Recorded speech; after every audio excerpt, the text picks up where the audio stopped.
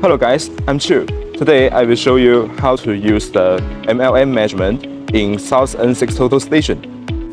In the previous two episodes, we introduced two unique features, point to light and measure area. If you are interested, you can check out our previous posts. In this video, I will introduce the principles and operation of the MLM measurement.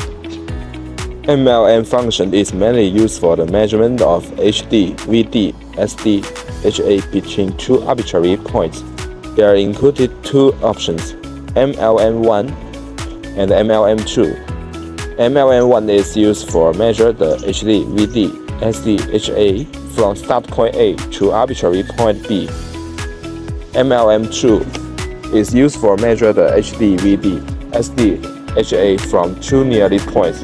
We will use MLM as an example, and at the target date, press measure of the trigger key, then measure the second point B.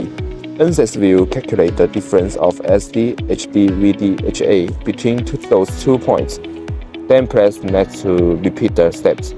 The target can be measured, inputted or selected from list. If you would like to see me demonstrate any other features, please leave a comment below.